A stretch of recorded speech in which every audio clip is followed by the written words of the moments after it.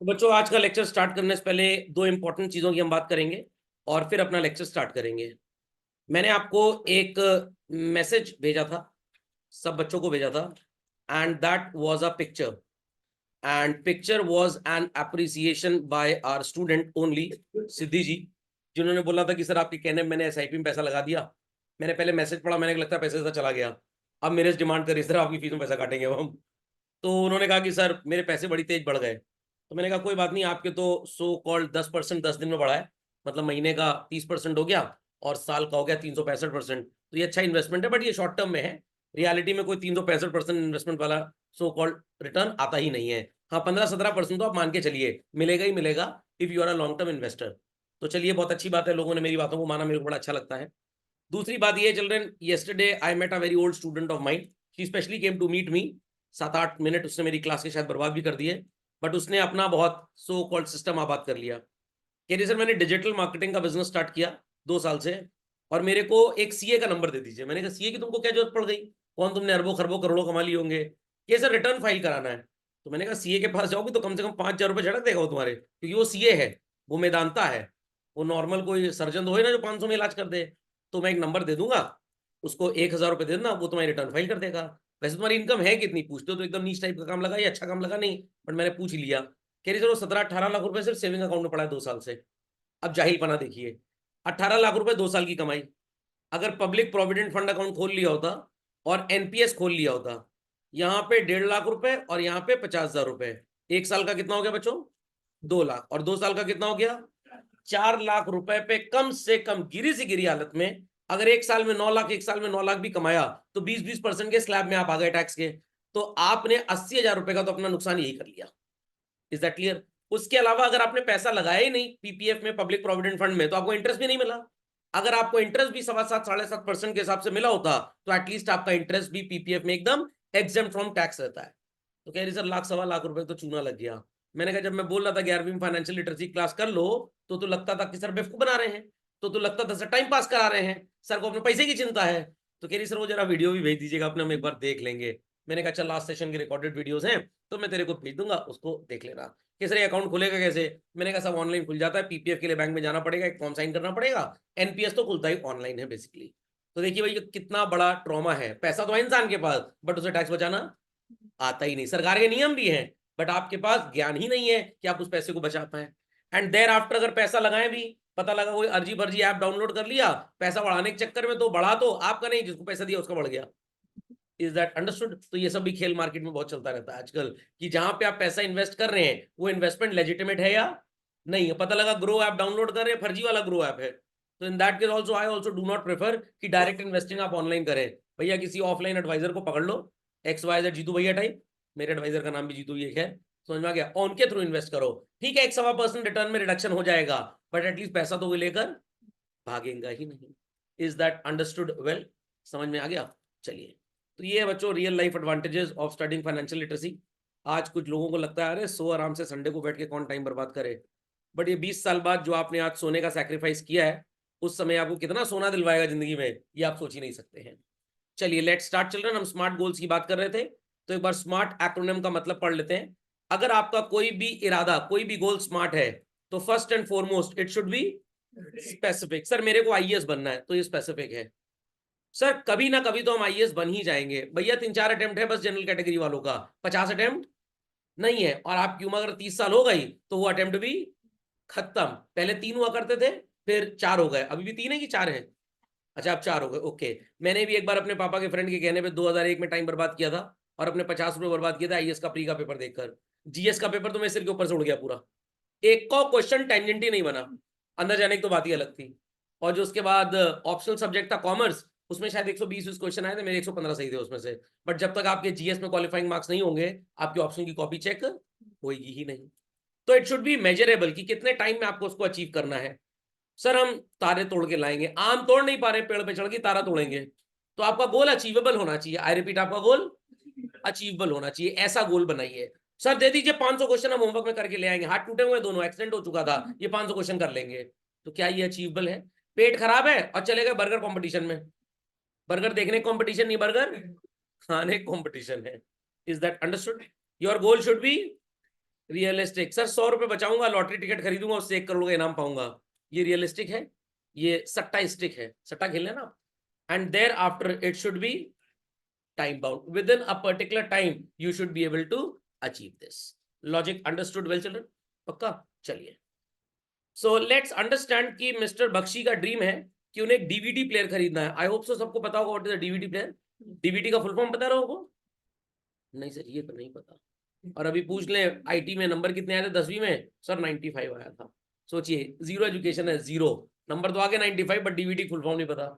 Anybody knowing the full form of DVD? गर्भ जी, काव्य जी, मुस्कान जी, सार्थक जी, सिमरन जी, किसी को डीवीडी का फुल फॉर्म पता है? Yes sir. क्या होता है बताइए? Sir digital versatile disc. Very good, digital versatile disc, जिसका on an average 6.5 GB, sorry 4.7 GB के आसपास का स्टोरेज होता है। फर्जी कंपनियां लिखती 4.7 है और 2.7 के बाद ही डेटा खत्म हो जाता है उसमें। तो ये डीवीडी प्लेयर खरीदना चाहते हैं, जैसे सीडी प्लेयर आता था वैसे डीवीडी प्लेयर। तो आपको बताना पड़ेगा कि इनका गोल स्मार्ट है या नहीं है बच्चों। तो इनका गोल स्मार्ट क्या होगा बच्चों? What he wants to purchase? तो he is specific. DVD players price can be known और इट इज अननोन। तो अननोन अभी अननोन है ना, बट बताई जा सकती है, सोची जा सकती है या नहीं? It is so called measurable. He can buy it और he can't buy it. He can, तो इट इज अचीवेबल। क्या डीवीडी प्लेयर दुनिया में एग्जिस्ट करते हैं बच्चों? वेरी गुड, तो it is realistic. But so called कितने टाइम में मिस्टर बख्शी को डीवीडी प्लेयर खरीदना है, क्या ये यहाँ पे मेंशन्ड है चिल्ड्रन? नो। तो आप बोल सकते हैं कि सर मिस्टर बख्शी का जो गोल है वो स्पेसिफिक तो है, वो मेजरेबल नहीं है क्योंकि प्राइस यहाँ पे दिया नहीं गया है। वो खरीद सकते हैं, ऑब्वियसली बात है, डीवीडी प्लेयर कोई बहुत बड़ी चीज नहीं है, और रियलिस्टिक भी है, बट टाइम कितने में खरीदेंगे ये नहीं दिया। तो दो चीजें मिसिंग है इसके गोल से। कौन कौन सी चीज मिसिंग है? प्राइस मिसिंग है और टाइम। हम सर 90 ले आएंगे, परेशान मत होइए, क्लास में 9 मिनट टिक के बैठ नहीं पा रहे हो, ये 90 ले आएंगे। क्या गोल स्मार्ट है? नो, गोल स्मार्ट नहीं है। तो स्मार्ट गोल होने में ये पांचों चीजों का होना बहुत ही ज्यादा जरूरी है। तो क्या मिस्टर बख्शी का गोल स्मार्ट गोल है चिल्ड्रन? नो, इनका गोल बिल्कुल भी स्मार्ट गोल नहीं है। झटपट लिख लें इसको फास्ट। चलिए बच्चों, अब आपका कोई पार्टनर तो है नहीं, अपनी आत्मा को अपना पार्टनर समझ लीजिए। Name is Ritwik Pathak, age is 14 years. किस स्कूल में है? Delhi public school. तो ऋत्विक पाठक जी की जगह अपना नाम लिखें आप, एज की जगह अपनी नेम और स्कूल की जगह अपना school. The passion is what? Loves to play with words. मतलब सर इसके दोस्तों का नाम वर्ड्स है? अरे नहीं भाई, वर्ड्स के साथ खेलना इसको बहुत अच्छा लगता है। He wants to buy a latest version of Scrabble. Scrabble खेला है बच्चों ने? एक बड़ा सा बोर्ड होता है, स्पेलिंग्स बनानी पड़ती है आपको, एक पटरी टाइप की होती है, उसमें आपको कुछ स्टार्टिंग में लेटर्स दे दिए जाते हैं, और हर लेटर पे एक स्कोर होता है, किसी पे 4 होगा, किसी पे 2 होगा, किसी पे 6 होगा, और आप स्पेलिंग बना के अपना स्कोर चार्ट डिटेक्ट करते हैं। जिसका स्कोर सबसे ज्यादा होगा वही माना जाएगा व्हाट? विनर। और अगर आपने कभी एक सो कॉल्ड टीवी पे सीरियल या एपिसोड देखा हो, स्पेल बी, मधुमक्खी बोलेगी, अब स्पेलिंग का कंपटीशन होता है, और इसको पढ़ने के लिए आपको सर जॉन्डिस होना चाहिए, पीलिया। अरे वो वाला पीलिया अलग होता है, ये पीलिया अलग है। कौन सा पीलिया है ये लोगोफीलिया है। लोगों की फीलिंग समझ नहीं है सर? लोगोफीलिया एक स्पेशल कोर्स होता है जिसमें आपकी वोकैबुलरी को बड़ा स्ट्रॉन्ग किया जाता है। अगर आप इस कोर्स को सो कॉल्ड ज्वाइन कर लेते हैं, मैं नहीं पढ़ाता इसको, डोंट वरी, गूगल कर लीजिएगा, पता लग जाएगा कौन पढ़ाता है। ओके, तो आपका जो कैट वगैरह का एग्जाम होता है, एंट्रेंस एग्जाम, जहाँ पे इंग्लिश की बहुत अच्छी रिक्वायरमेंट होती है, वहां पे आपको बहुत एडवांटेज मिलता है। खैर, लोगों ने नाम सुना होगा। तो अब लेट्स सी इनका गोल स्मार्ट है कि नहीं। S stands for specific. क्या खरीदना चाहते हैं ये? स्क्रैबल बोर्ड गेम खरीदना चाहते हैं। Very good. The value is given और नॉट गिवन चिल्ड्रन? तो ये मेजरेबल नहीं है। स्क्रैबल गेम खरीदना पॉसिबल है या नहीं है? तो अचीवेबल भी हो गया। एंड इट इज रियलिस्टिक और it is not realistic children? It is realistic. But ये कितने टाइम में खरीदना चाहते हैं, कि ऐसा कोई स्पेसिफिकेशन है? नो। तो again children, time bound is not given to us. तो क्या आप बोल सकते हैं कि ऋत्विक पाठक जी का गोल या आपका अपना गोल अगर इन कैरेक्टरिस्टिक से बना है तो ये स्मार्ट गोल है? नो, ये स्मार्ट गोल। तो आप सिंपली यहां पे लिख सकते हैं नॉट स्मार्ट। समझ गए बातों को? चलिए, ये क्या होता है सर? एनसाइक्लोपीडिया। जैसे एनसाइक्लोपीडिया में facts regarding so called countries and all that होते हैं, फिनसाइक्लोपीडिया में आपको किस चीज के फैक्ट्स मिलेंगे related to finance. So in life as in football you won't go far unless you know where the goal post is. तो आपको ये पता होना चाहिए अपनी लाइफ में कि आपका गोल क्या है। अगर किसी को इंजीनियर बनना है तो क्या कॉमर्स की पढ़ाई करेगा? नो। अगर किसी को मान लीजिए लेटस से गवर्नमेंट जॉब में जाना है तो क्या वो पीसीबी लेकर पढ़ेगा? नो। तो जिस जॉब में आपको जाना है वहां का जो भी एंट्रेंस क्राइटेरिया है you should be studying that particular subjects. अगला नाम क्या है चिल्ड्रन? सलोनी मेहता। इनकी उम्र कितनी है? 15 साल। तो सारे लड़के अपना नाम लिख लें यहाँ पे। नहीं तो पता लगा मम्मी अगर देख ली बुक पुलिंग सलोनी का जरा ही बताओ तो पता लगा मार और खा जाए, क्या फायदा, अपना नाम लिख लीजिए। स्कूल कौन सा है? Saint Xavier's. इन्हें दोस्त बनाना और नई चीजों को सीखना अच्छा लगता है और इन्हें मनाली में एक समर कैंप अटेम्प्ट करना है और इतना पैसा इकट्ठा कर लेना है कि सो कॉल्ड फीस अरेंज हो जाए। तो लेट्स सी इनका गोल स्मार्ट है या नहीं। स्पेसिफिक होना चाहिए आपका गोल। देन चिल्ड्रन आपका गोल मेजरेबल होना चाहिए। देयर आफ्टर अचीवेबल होना चाहिए। देयर आफ्टर रियलिस्टिक होना चाहिए and at last what children? Time bound होना चाहिए। तो लेट्स सी इनका गोल स्मार्ट है या नहीं है। तैयार समझने को? क्या करना चाहती हैं ये? Summer camp. तो दिस इज स्पेसिफिक हो गया। मेजरेबल, ये समर कैंप कब अटेंड करना चाहती हैं? तो ऑब्वियस सी बात है सर, समर कैंप विंटर में तो अटेंड होगा नहीं, कब अटेंड होगा? समर में। Is that clear? अचीवेबल है समर कैंप में जाना बच्चों की? नहीं अचीवेबल है, वेरी गुड। रियलिस्टिक है कि नहीं है? बट इनको फीस सेव करनी है बच्चों। तो मेजरेबल में एक थोड़ा सा प्रॉब्लम आ गया, हाउ मच फीस रिक्वायर्ड। क्या ये सलोनी मेहता को पता है? नो। तो इस ग्राउंड पे ये मेजरेबल नहीं है। टाइम बाउंड, कितने टाइम में वो फीस आ जाए ताकि ये समर कैंप का फाइनेंस कर पाए, क्या ये लिखा हुआ है स्टेटमेंट में? नो। तो इनका गोल टाइम बाउंड भी नहीं है। इज इट अ स्मार्ट गोल? ये बिल्कुल भी स्मार्ट गोल है ही नहीं। समझ में आ गई बात? तो ये बहुत जरूरी है समझना। पांचों फैक्टर्स जब बनेंगे तब बोला जाएगा आपका गोल स्मार्ट है और तभी आप इसको अचीव कर पाएंगे। मम्मी ने आपसे पूछा रात में क्या बनाओगे खाने में? अरे कुछ भी बना लेंगे। स्पेसिफिक कुछ भी, क्या कुछ भी स्पेसिफिक हो गया? मतलब आज रात को भी घर के लोगों को भूखे पेट ही सोना पड़ेगा, पिछले 1 महीने जैसे सो रहे हैं, क्योंकि आपने बताया ही नहीं कि क्या बनना है। तो मम्मी कुक को जब तक बताएंगे नहीं what is to be cooked, will he और she be able to cook that? No. तो कुक बोलेगा अरे भाभी जी स्पेसिफिक तो होइए, क्या बनाना है? कुछ भी बढ़िया बना दो। अब वो गूगल कर रहा है व्हाट इज कुछ भी बढ़िया, कुछ भी बढ़िया की रेसिपी क्या है, जोमेटो पे कर रहा है क्या खाना है, कुछ भी बढ़िया। तो कुछ भी बढ़िया जैसा कुछ मिल ही नहीं रहा है, तो गोल स्मार्ट नहीं है। Is that clear? लिख लीजिए फास्ट। रोहन शशिधरन, उम्र कितनी है? 14 साल। जैसे अभियुक्त की बात हो रही है। और कहाँ पे पढ़ते हैं ये? सेंट्रल स्कूल केंद्र विद्यालय। गिटार बजाएंगे ये और गाना गाएंगे मंदिर के सामने कटोरा रख के। अब हिंदुस्तान में अगर आप पापा मम्मी बोले हमको गिटार सीखना है, गिटार सीखेंगे। अरे जाओ इंजीनियरिंग की तैयारी करो, सारा बच्चा इंजीनियर बन जाए, पता लगा वो डॉक्टर ही नहीं बना, लोग तबियत खराब हो सब मर गए क्योंकि हम तो इंजीनियर पे फोकस कर रहे थे। Known as little maestro. और ये अपना गिटार खरीदना चाहते हैं कॉलेज में जाने से पहले। तो क्या खरीदना चाहते हैं बच्चों ये? गिटार। तो इट इज स्पेसिफिक। कितने का गिटार आएगा पता है? नहीं पता, मेजरेबल नहीं है। गिटार खरीदना पॉसिबल है कि नहीं? बिल्कुल। और गिटार एग्जिस्ट करता है बच्चों या सब एकदम वो फेरी टेल है? एग्जिस्ट करता है। कब तक ये गिटार खरीदना चाहते हैं? कॉलेज जाने से पहले। और कॉलेज का मतलब जब इनकी उम्र 18 साल हो जाएगी, तो लगभग 4 से 5 साल का इनके पास समय है। तो ये टाइम बाउंड भी हो गया चल। तो यहां पे सिर्फ मेजरेबल नहीं था, बाकी सब कुछ था। स्टिल क्या ये गोल स्मार्ट है? स्मार्ट में एम की कमी आ गई है। Got it clear? For the love of mom, ये क्या है सर? इस पूरे फाइनेंशियल लिटरेसी मॉड्यूल में चिल्ड्रन आपको नई नई चीजें सिखाने के लिए स्टोरीज दी गई हैं। Is that clear? Because stories are the best way to teach anything basically. चलिए तैयार है सब लोग समझने के लिए? सचिन त्रिवेदी कितने साल का लड़का है? सर ओल्ड बॉय है, ये तो नया बॉय हो गया, न्यू बॉय लिख लीजिए। Lives where children? जयपुर। किसके साथ रहता है? सर शादी नहीं हुई तो पेरेंट्स के साथ ही रहेगा ना सर।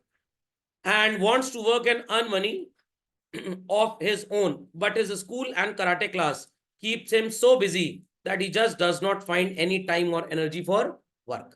तो क्या करना पड़ेगा? सचिन के पेरेंट्स इसको पॉकेट मनी देते हैं हर महीने कितनी चिल्ड्रन? Very good. तो आप यहां पे लिख लें, how much pocket money is he getting every month children? 1400। तो मैथ सबको आती होगी, 12 महीने में कितनी पॉकेट मनी टोटल इसको मिल जाएगी चिल्ड्रन? अगर 1400 एक महीने की है तो 12 मंथ्स की पॉकेट मनी कितनी हो जाएगी?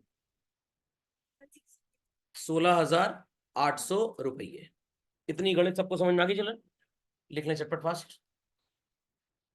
और इसमें से 600 रुपए बेचारे को स्कूल बस का पे करना पड़ता है, 300 रुपए कैंटीन एक्सपेंस, और उसके बाद so called he has spend a lot of time at school also, जिसकी वजह से बेचारा अपनी कराटे क्लास के अलावा नहीं सीख पा रहा कुछ भी एक्स्ट्रा। Is that understood? तो चलिए बच्चों, स्कूल बस का फेयर भी कैलकुलेट कर लेते हैं। कितना है स्कूल बस का फेयर इसका पर मंथ? 600। और मान लीजिए स्कूल वाले 12 महीने का तो पैसा लेंगे ही लेंगे भाई आपसे, तो कितना स्कूल फेयर हो गया बेचारे का? 7200। कैंटीन में ये कितना खर्च करेगा हर महीने के हिसाब से बच्चों? 300। और मान लीजिए कैंटीन का खर्चा तो 10 ही महीने का है, बिकॉज क्या हर महीने स्कूल खुला होता है? नो, गर्मी सर्दी की छुट्टी भी होती है। तो 16,800 इसको मिला, 7,200 school bus and 3,000 canteen he did spend. समझ में आ गई बात? फिर 200 रुपए प्रीपेड वाउचर खरीदने के लिए सेलफोन के लिए इसके पापा इसको देते थे। तो खैर इसको जोड़ना बेकार है क्योंकि ये पैसा आया और बाद में पूरा का पूरा खर्च हो गया। एंड 50 रुपीज पर मंथ इसको स्टेशनरी के लिए भी मिलता था, तो ये भी आया और इसने पूरा का पूरा खर्च कर दिया। He does not always need stationery, so he treats, क्या लिखा है? हेल्प विद एंड इटसेल्फ है, बेसिकली हेल्प लिख गया। विद आइसक्रीम कैंडी समटाइम्स, तो जो कैंटीन का पैसा मिलता है, थोड़ा चोर प्रवृत्ति का इंसान था, उससे ही आइसक्रीम खा जाता था। मूवी देखना इनको बहुत अच्छा लगता है, पढ़ता लिखता नहीं था लगता है, और 2 मूवी एक महीने में तो देखेगा ही देखेगा। Since he does not earn any extra money of his own, he has to ask his parents if he need something extra. मतलब कोड़ी भिखारी की तरह हमेशा किसके सामने हाथ फैलाता था? माता और पिता के सामने। तो अगर हम इसका पूरा हिसाब किताब अगर देखें तो इसके पास कितने पैसे की सेविंग हो जाएगी साल भर में चिल्ड्रन? 16,800 मिला, 7,200 और 3,000 खर्च हो गया, तो 16,800 में 10,200 अगर खर्च हो गया बच्चों, तो बचा कितना? 16,800 रुपए आए, उसमें से 10,200 खर्च हो गए, तो कितने बचे? How much? 6,600 रुपीज। चलिए, सो हर बच्चे की तरह सचिन को भी अपनी माता जी से बड़ा प्रेम था, और वो सोच रहा है कि उनका बर्थडे 3 महीने के बाद है और उनको एक सरप्राइज दिया जाए। क्या सरप्राइज दिया जाए? The mother is fond of sketching and Sachin has found a great sketching set for her, but वो है कितने का? 540 रुपए का। साल भर में ये 6,600 रुपए बचा ले रहा है। इसका 3 महीने का हिसाब किताब देख लेते हैं। हर महीने इसके पापा इसको दिया करते थे 1,400 रुपए, तो 3 महीने में कितने पैसे इसके पिताजी इसको दे देंगे? 4,200। 3 महीने बस का किराया 600 रुपए के हिसाब से 1,800, और 3 महीने कैंटीन का किराया 300 रुपए के हिसाब से कितना हो गया? 900। जरा 4,200 में माइनस करिए 18 एंड 9, 2,700 चिल्ड्रन, क्या आएगी वैल्यू? 1,500 रुपये। तो सचिन बाबू के पास कितने पैसे बच गए? 1,500। और मम्मी के लिए जो स्केचिंग सेट खरीदना है वो कितने का है? ही कैन बाय और ही कांट बाय। चलिए, तो एक्रोनिम झटपट लिखने लोग यहां पे। Smart, S means what? Specific, क्या खरीदना चाहता है मम्मी के लिए? Very good children, he wants to buy a sketching set. Sketching set कितने रुपए का आएगा चिल्ड्रन? 540। मेजरेबल है कि नहीं?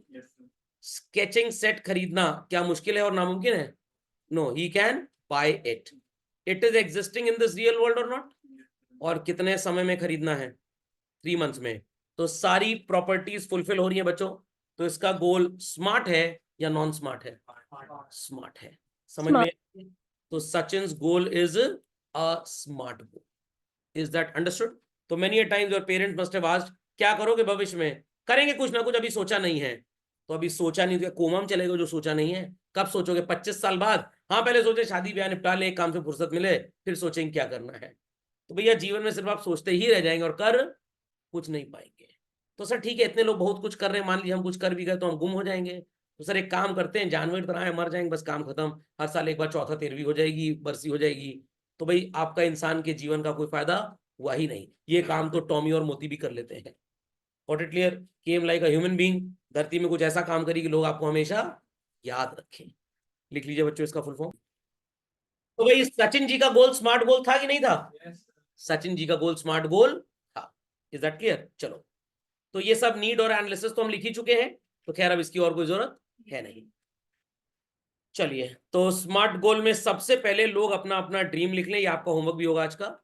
आप भविष्य में क्या करना चाहते हैं और फिर आप अपने गोल को स्मार्ट कैसे बनाएंगे। तो सबसे पहले आपको ये देखना पड़ेगा कि आपका सोर्स ऑफ इनकम क्या है एंड एवेन्यू फॉर एक्सपेंस क्या है। फिर आपको एक डिफरेंस लाना पड़ेगा नीड और वांट में। सर क्या डिफरेंस होता है नीड और वांट में? Through which one can not survive is what, children? Need. And that which gives happiness is what, children? Want. तो अगर हम इसके एग्जाम्पल लिखना चाहें, it could be, children, rice wheat खाने के नाम पे आपकी नीड हो गई, और अगर बर्गर और पिज्जा की बात करें तो ये क्या हो गया? Want. Very good. Simple clothing is a need, children, और जो आजकल टॉन जीन्स आ गई है, दैट इज व्हाट? फैशन है sir, fashion. It is want. A cycle for a school going student is a need, but Mercedes Benz लेने को luxury हो जाएगा। बट एन ऑटोमेटेड व्हीकल, वही आपकी एक्टिवा टाइप्स, क्या हो गया? ये वांट हो गई। खोपड़े में बात गई कि नहीं गई? तो फाइनेंशियल लिटरेसी पढ़ना नीड हुआ कि वांट हुआ? हाँ, जो लोग पढ़ रहे हैं उनके लिए नीड है, और जो नहीं पढ़ रहे उनके लिए वांट है। Is that clear? वो सब आपको फोन मिलाएंगे 5 साल बाद, ये बताओ यार कौन से म्यूचुअल फंड में पैसा लगाएं, अच्छा बताओ जीवन कुछ समझ में नहीं आ रहा कैसे डिसाइड करें, तो आप कहिएगा उस सर का लेक्चर पढ़ा है, 500 रुपये ट्रांसफर करो, मैं लिंक फॉरवर्ड कर रहा हूँ। Is that understood? चलिए, तो ये प्लीज मार्क कर लीजिए, नीड और वांट के डिफरेंसेस बच्चों। सो स्मार्ट गोल सबको समझ में आ गया बच्चों? तो आपको देखना पड़ेगा कि आपका गोल स्मार्ट है कि नहीं। अगर स्मार्ट है और उसके बावजूद भी आप अचीव नहीं कर पा रहे हैं, तो मतलब रियलिटी में वो देखने में स्मार्ट लग रहा है आपके हिसाब से, बट एक्चुअली में वो स्मार्ट है नहीं। तो you need to rework your goal basically. तो आज आपका गोल है that you want to attain a good amount of education up till at least post graduation. तो इसके लिए आपको क्या करना पड़ेगा? अब पोस्ट ग्रेजुएशन तक तो आपने अचीव कर लिया, अब क्या जीवन में गोल खत्म? नो। तो making goal is a continuous activity और is a one time activity बच्चों? Simple as that, is a continuous activity. ये साइड में जो लिखा है इसको अभी छोड़ दीजिए, परेशान मत होइएगा। तो एक गोल फिनिश हो जाएगा तो आपका दूसरा गोल फिर से पनप जाएगा। Is that understood? चलिए, तो सबसे पहले हर इंसान को क्या ढूंढना चाहिए? Source of income. और सोर्स ही भाग गया तो सर क्या होगा, वो बात अलग है। देयर आफ्टर आपको देखना पड़ेगा आपकी इनकम ज्यादा एक्सपेंडिचर कम, तो यू हैव सरप्लस। और अगर बच्चों एक्सपेंडिचर ज्यादा तो इनकम कम, सॉरी एंड इनकम कम, तो इट इज डेफिसिट। फिर आपको एक स्टेटमेंट बनानी पड़ेगी विच विल रिफ्लेक्ट कितने पैसे आपके पास आए, that is called as inflow, और कितने पैसे आपके पास से गए children, it is outflow. Google मत करिएगा कैश फ्लो स्टेटमेंट, क्योंकि फाइनेंस में कैश फ्लो स्टेटमेंट का मतलब होता है how much money is coming in and how much money is going out. आप गूगल करेंगे तो आपको अकाउंटेंसी का कैश फ्लो पता लग जाएगा, and that is totally different. Is that clear? तो मेरे पास कहां कहां से पैसा आएगा भाई? If I am into job I will be getting some salary. If I have let out my property to somebody I will be getting rent. समझ में आ गया? If I am a professional I will be earning some income. If I have some business I will be getting some profit. अगर मैंने कोई जायदाद अपने पूर्वजों की बेच दी तो उस पर होने वाली कमाई को हम बोलते हैं बच्चों कैपिटल गेन। तो अगर हम टैक्सेशन लॉ की बात करें बच्चों, तो हमारे देश में टैक्सेशन लॉ के अकॉर्डिंगली कमाई 5 तरीके की होती है। अगर नौकरी कर रहे हैं, मालिक और नौकर का रिश्ता है, तो सैलरी मिलेगी आपको। अगर घर किराए पे रहने के लिए दिया है, बिजनेस करने के लिए नहीं, किसी को किस लिए दिया है? रहने के लिए, तो आपको रेंट मिलेगा। सर तो किसी को बिजनेस करने के लिए दिया तो भी तो रेंट मिलेगा, बट उसको आप हाउस प्रॉपर्टी की रेंटल इनकम नहीं बोलते, आपको वो पैसा बिजनेस इनकम की तरह ही माना जाता है। फिर आप कोई बिजनेस कर रहे हैं, दुकान खोल के बैठ गए, या डॉक्टर हैं, या मान लीजिए इंजीनियर हैं, आर्किटेक्ट हैं, इंटीरियर डिजाइनर हैं, तो आपको कमाई हो रही है, that is income from business और प्रोफेशन। जायदाद वगैरह बेच के कमाया तो इट इज कैपिटल गेन। और सर इसके अलावा जो इनमें से कहीं पे भी नहीं आता बच्चों, उसको बोलते हैं income from other sources. Sir जैसे आपने इंटरेस्ट कमाया, किसी कंपनी के शेयर्स में पैसा लगाया था, आपको वहां पे डिविडेंड मिल गया। घोड़े की रेस में पैसा आपने लगाया था, मुंबई महालक्ष्मी रेस कोर्स, और आपका घोड़ा मेरे आशीर्वाद से जीत गया। हॉर्स रेस लिखना, बार बार हाउस लिख जा रहा हूं। चलिए, तो हॉर्स रेस से आपने पैसा कमाया। आप पढ़ने लिखने में बहुत तेज थे, मेरे को आपने फोन किया, phone a friend phone a teacher, KBC में भी 7 करोड़ आप जीत गए। उसमें से कुछ पैसे आपने उन दलिद्रों को दे दिए जिनकी फीस पेंडिंग रहती है, जाओ नाक कटा के रखी हुई है। कुछ कह रहे पंखा बंद कर दीजिए उनके ऊपर का। तो केबीसी से आपने पैसा जीत लिया। ये सारी इनकम्स बच्चों ऐसी इनकम्स हैं जो इन प्रैक्टिकली 4 हेड्स में क्लासिफाई नहीं की जा सकती। इन्हें क्या बोलते हैं? Income from other sources. तो how many sources of income are there? गलत जवाब। As per income tax act it is 5 sources. होने को तो कितने भी हो सकते हैं। तो पहला इनकम फ्रॉम सैलरी, दूसरा इनकम फ्रॉम हाउस प्रॉपर्टी जिसे रेंटल इनकम बोलते हैं, तीसरा profits and gains of business and profession PGBP, चौथा कैपिटल गेन्स, और पांचवा other sources. Is that understood? तो आज मोहल्ले में किसी 12वीं के बच्चे को पकड़िएगा, किसको? गर्दन वर्दन से मत पकड़ लीजिएगा, पता लगा आपके ऊपर केस वेस लग जाए किडनैपिंग का, एब्डक्शन का। उससे पूछिएगा ये बताओ what are the various 5 sources of income. ऐसे बोलने लग जाएगा, कहेगा ये तो बीकॉम में पढ़ाया जाता है। तो और संडे को सर के यहाँ सब अभी पढ़ा दिया जाता है। झटपट नोटिफाई कर लें बच्चों। तो अगर आपकी इनकम ज्यादा है बच्चों और आपके खर्चे कम हैं, तो आपको हो जाएगा सरप्लस या deficiency? Surplus. And surplus in simple language will mean what in finance children? Savings। और आप अगर इन सेविंग्स को इन्वेस्ट करेंगे तो डेफिनेटली आपके आने वाले भविष्य के लिए एक अच्छा सो कॉल्ड फंड तैयार हो जाएगा। तो what are the benefits of investment? ये बातें तो मैं करता ही रहता हूं, क्योंकि महंगाई बढ़ रही है बच्चों। आज अगर आलू 40 रुपए किलो है, हम जब क्लास 11 में पढ़ते थे तब आलू 8 रुपए किलो होता था। तो जब आपके बच्चे चले जाएंगे सो कॉल्ड 11th क्लास में, क्या आलू 40 में मिलेगा? आलू कम से कम होगा 250 रुपए किलो। कितना? 250 रुपए। मैगी का पैकेट 12-14 रुपए का आता है शायद। मैंने बच्चों 1 रुपए 25 पैसे में मैगी खरीदी हुई है। Sir you are a primitive man और व्हाट? ये कौन जमाने की आप बात करते रहते हैं? कौन जमाने की बात नहीं करता रहता? वो जमाना ऐसा था जब कलर टीवी 50,000 का आता था और मैगी का पैकेट 1.25 रुपए का था। आज कलर टीवी 10,000 का और मैगी का पैकेट 14,000 का हो गया। तो कुछ चीजों के दाम बढ़ जाते हैं बच्चों और कुछ के कम हो जाते हैं। सर किसके दाम बढ़ते हैं? भाई जो चीजें हमेशा शॉर्टेज में रहती हैं, स्कैर्सिटी में रहती है, उनका दाम बढ़ेगा। उस समय टीवी बनाने वाली 4 कंपनी थी दुनिया में, आज 400 कंपनीज हैं। तो demand is less but supply is more, तो दाम कम हो जाएगा। हाँ बोलिए क्या कहेगा? Capital gain. आप अगर कोई अपनी एसेट वगैरह बेच देते हैं तो उस पर जो आपकी कमाई होती है वो कैपिटल गेन। मान लो कि तुम प्रॉपर्टी डीलर हो और मैं टीचर हूं, टीचर नहीं, टीचर ना चीटर। मैंने अपने दादाजी की खरीदी हुई एक जमीन किसी को बेच दी और पैसा कमाया, तो वो कैपिटल गेन है। बट तुम्हारा तो ये रोजमर्रा का काम है, because you are a property dealer, तो तुम इसको बिजनेस एंड प्रोफेशन की कैटेगरी में ले जाओगे। Is that clear? तो गवर्नमेंट ने इसलिए रूल्स बनाए हैं क्योंकि मैं वन टाइम गेन करूंगा, बार बार गेन नहीं करूंगा। प्रॉपर्टी एक ही बार मैं अपने दादाजी की बेच पाऊंगा। बट आप तो हैं ही रियल एस्टेट एजेंट, आप तो काम ही कॉलोनाइजर या बिल्डर का करते हैं, तो आपके लिए रोजमर्रा का काम है जमीन खरीदना बेचना। तो सरकार कहेगी तुम कम टैक्स दो, और हम तो एक ही बार जीवन में काम करेंगे तो हम टैक्स ज्यादा देंगे। तो अगर मान लीजिए मैंने अपनी दादाजी की प्रॉपर्टी को लेटेस्ट से 1 करोड़ रुपए में बेच दिया और लागत थी कुल 70 लाख रुपए, कितना कमाया? 30 लाख पे मेरे को 20% टैक्स देना पड़ेगा। कितना? Sir 6 lakh tax? नहीं, उसका जुगाड़ पानी बता दूंगा, परेशान मत होइए। एक जुगाड़ अभी बता देता हूं। Under section 54 of the income tax act 1961, अगर आप इस कमाई के पैसे को फिर से री इन्वेस्ट कर दें उसी तरह की प्रॉपर्टी में जो आपने बेची है, तो सरकार को आपको टैक्स 0 देना पड़ेगा। ये बढ़िया है सर।